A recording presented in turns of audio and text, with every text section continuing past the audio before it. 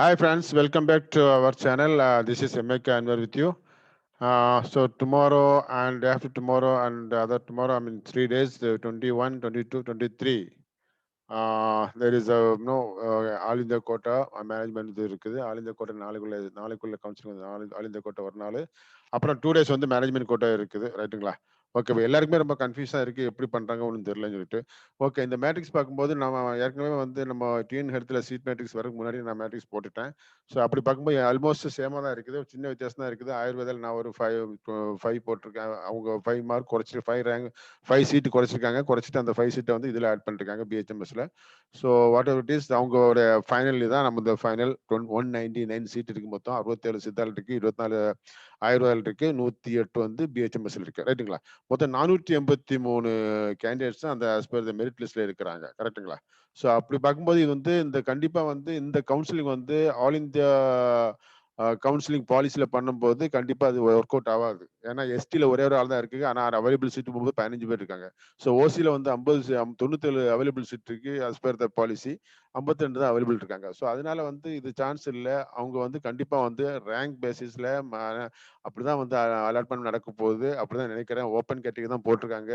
அதுல வந்து OBC, SC and OC எல்லாம் போட்டிருக்காங்க. அது போட்டிருக்கேன். நான் வந்து அது அப்படி பண்ண மாட்டாங்க.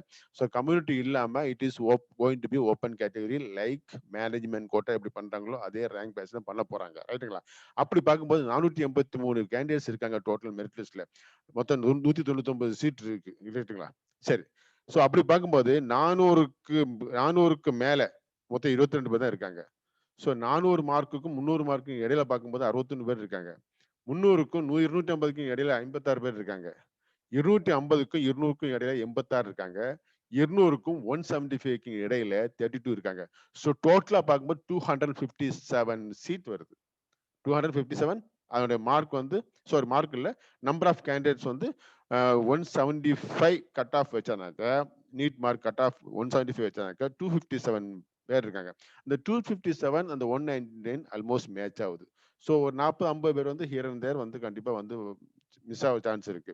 ஸோ எல்லாருமே சப்போஸ் ஆல் இந்தியா கோட்டால வந்து அப்ளை பண்ண எல்லாருமே வந்தா இந்த 257ல கண்டிப்பா வந்து கிடைக்க வாய்ப்பு இருக்கு. 257 ரேங்க்ல பார்க்கும்போது அதனுடைய மார்க் வந்து நீட் ஸ்கோர் வந்து 175 கட் ஆஃப்ல வரதுக்கு சான்ஸ் இருக்கு. ரைட்டுங்களா? ஏன்னா இந்த ஏஐக்கு பொறுத்த வரைக்கும் ஆல் இந்தியா கோட்டா பொறுத்த வரைக்கும் நிறைய பேர் வர வாய்ப்பு இருக்கு. ஏன்னா ஜனவரில தான் அது கால் ஃபார் பண்ணாங்க. ஜனவரில தான் வந்து ஃபைனலைஸ் பண்ணாங்க. எதனால கண்டிப்பா அவங்க இங்க ஆல் இந்தியா கோட்டால அப்ளை பண்ணாங்க எல்லாருமே அதர் ஸ்டேட் மக்கள் நிறைய பேர் இருப்பாங்க. அவங்க எல்லாம் ஆல் இந்தியா கவுன்சிலிங் பண்ணிருப்பாங்க. அவங்க ஸ்டேட்ல பண்ணிருப்பாங்க. அதெல்லாம் பண்ணி முடிச்சதுக்கு அப்புறம் தான் வந்து அப்ளை பண்ணிருக்காங்க.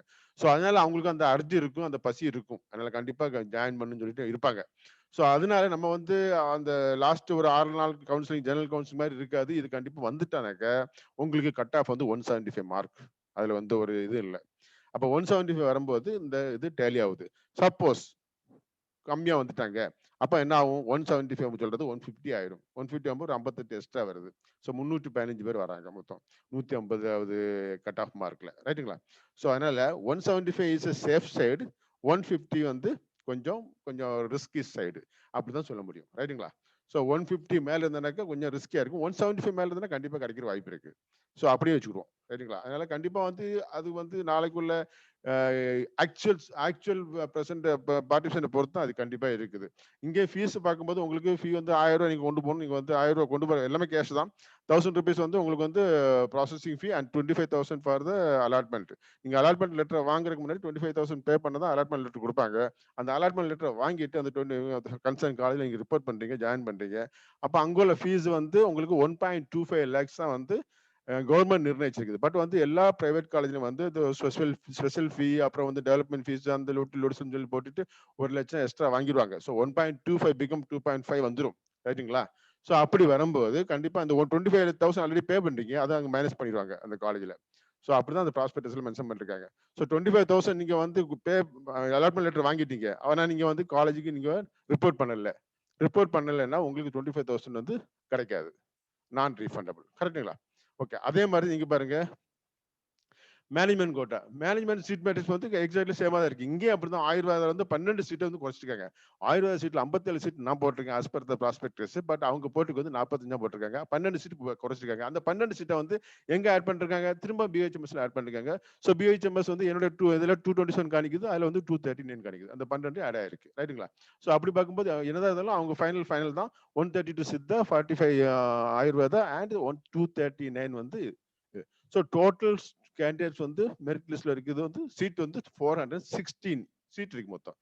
ஆனா வந்து மெரிட் லிஸ்ட்ல பார்க்கும்போது 1300 பிளஸ் இருக்கு இல்லையா? ஆமா. ஸோ அப்படி பார்க்கும்போது இப்போ வந்து சீட் மேட்ரிக்ஸ் இந்த இருக்கு 416 சீட் இருக்கு, 1300 பேர் இருக்காங்க. ஸோ இந்த கட் ஆஃப் மார்க் எப்படி பார்ப்போம்னா, ஃபார் எக்ஸாம்பிள் ஏன்னா மேனேஜ்மெண்ட்ல கண்டிப்பா வந்து நிறைய பேர் மிஸ் ஆகிறதுக்கு வாய்ப்பு இருக்கு. ஏன்னா நிறைய பேருக்கு வந்து ஆல் இந்தியா கோட்டால சாரி நம்ம ஸ்டேட் கவுன்சில் வந்து கவர்மெண்ட் கோட்டா கிடைச்சிருக்கும், கவர்மெண்ட் கோட்டா செல்ஃப் ஃபைனான்சிங் கிடைச்சிருக்கும். அதனால மேனேஜ்மெண்ட்ல வந்து கட் ஆஃப் ரொம்ப கம்மியாக வாய்ப்பு நிறைய இருக்குது, ரைட்டுங்களா? ஸோ இங்க இதையும் அது மாதிரி போட்டுருக்கோம். 494 into 400 மார்க்ஸ். 494 first mark. அந்த 400 வரைக்கும் 92 இருக்காங்க. 400ல இருந்து 300 பார்க்கும்போது 269 பீப்புள் இருக்காங்க. 300ல இருந்து 250 பார்க்கும்போது 179 இருக்காங்க. அப்போ இந்த 540 கேண்டிடேட்டும் என்ன ஆச்சுது? அவங்களும் மேட்ச் ஆயாச்சு. 416 மேட்ச் ஆயிடுச்சு ஆல்மோஸ்ட். ஸோ என்ன ஆகுது? அப்போ அந்த கட் ஆஃப் மார்க் 250. 250 உள்ளவங்களுக்கு கண்டிப்பா 100% கிடைக்கும் வச்சாச்சு. ஓகே. இப்போ பாருங்க 225, 200, 175.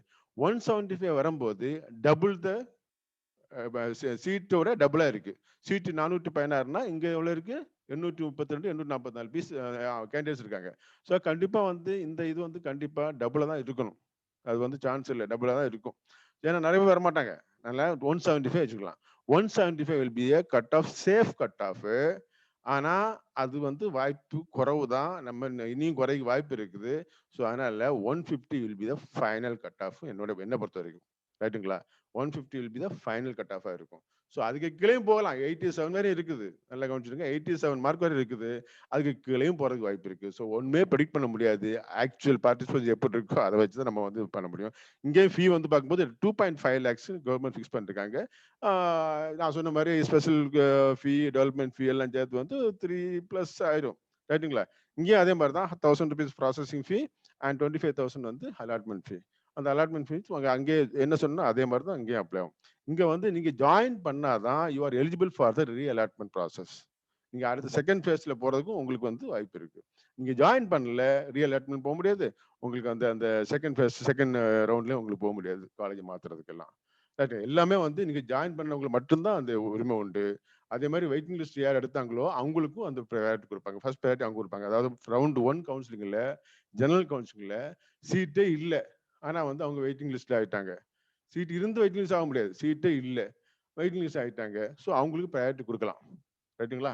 ஸோ இதுதான் வந்து இதோடைய ப்ரொசீஜர். பார்ப்போம். ஸோ டுமாரோ யாரெல்லாம் போறீங்க அவங்க எல்லாருக்கும் வாழ்த்துக்கள். All the best and good luck. So பாருங்க, நல்ல நல்ல நல்ல ப்ரேயர் பண்ணி நல்ல மாதிரி போங்க. ஸோ கண்டிப்பாக கிடைக்கிற வாய்ப்பு இருக்கு. All the best. And update உங்களுக்கு ரொம்ப ஹெல்ப்ஃபுல்லாக இருந்தால் அந்த அந்த சேனலை ஷேர் பண்ணுங்க, சப்ஸ்கிரைப் பண்ணுங்க, லைக் பண்ணுங்க and put your comments and most probably எவ்வளோ மட்டும் முடியுமோ அந்த அளவுக்கு நான் வந்து ரிப்ளை பண்ணுறேன். ஓகேங்களா? All the best. Thank you for